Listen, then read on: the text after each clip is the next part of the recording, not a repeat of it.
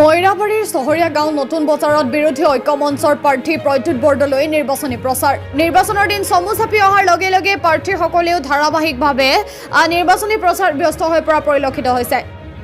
BJP এআইডিএফৰ সমান্তৰালকৈ কংগ্ৰেছৰ প্ৰাৰ্থী প্ৰদ্যুৎ বৰদলৈও পিছ পৰি থকা নাই। কংগ্ৰেছ তথা বিৰোধী ঐক্য মঞ্চৰ সমৰ্থিত প্ৰাৰ্থী প্ৰদ্যুৎ বৰদলৈয়ে আজি মৰিগাঁও জিলাৰ বিভিন্ন অঞ্চলত নিৰ্বাচনী প্ৰচাৰ চলোৱাৰ লগতে চহৰীয়া গাঁও নতুন বজাৰতো এখনি নিৰ্বাচনী সভাত অংশগ্ৰহণ কৰে।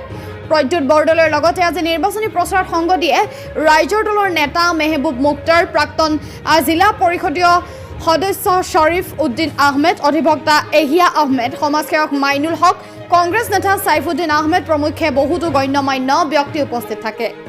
লেংৰিবৰী মণ্ডল কংগ্ৰেছৰ সভাপতি মতিউৰ ৰহমানৰ সভাপতিত্বত অনুষ্ঠিত হোৱা সভাখনত প্ৰদ্যুৎ বৰদলৈৰ লগতে বিৰোধী ঐক্য মঞ্চৰ নেতাসকলে সুৰেশ বৰাৰ লগত আমিনুল ইছলামক ক্ষুৰধাৰ সমালোচনা কৰে।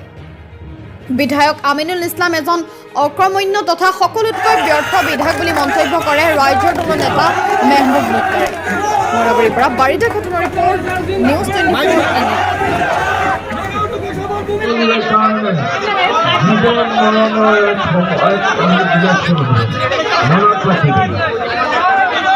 ভাৰতবৰ্ষক ৰাখিবৰ কাৰণে, ভাৰতবৰ্ষক ধৰ্ম নিৰপেক্ষ ৰাষ্ট্ৰ হিচাপে ৰাখিবৰ কাৰণে আপোনাৰ মূল সাংবিধানিক অধিকাৰ যাতে বিজেপিয়ে খৰ্ব কৰিব নোৱাৰে, আপোনালোকক যাতে তৃতীয় শ্ৰেণীৰ নাগৰিক বনাব নোৱাৰে, আপোনালোকৰ ল'ৰা ছোৱালী ভৱিষ্যত বংশধৰৰ কাৰণে এটা সুৰক্ষিত ভৱিষ্যত ৰাখিবৰ বাবে সকলোকে মই গুজাৰিছ কৰিছোঁ, সকলোকে মই আহ্বান জনাইছোঁ, আপোনালোকে হাতৰ খোলা কংগ্ৰেছ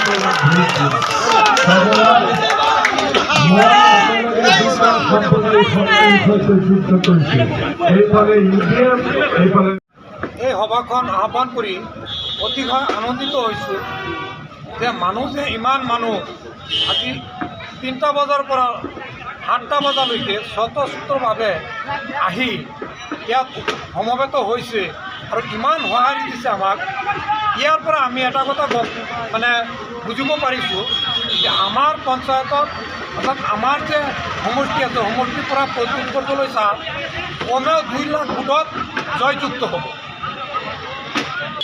যিসকল মানুহ এআইডিএফত আছিলে সকলো মানুহে আমাক গাঁৱে আমি ঘূৰি আছোঁ, আমাৰ লগত কৈছে কোনেও এইবাৰ এআইডিএফ নকৰে।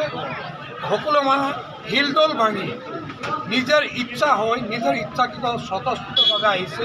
আমি ইয়াৰ কাৰণে অতিশয় আনন্দিত।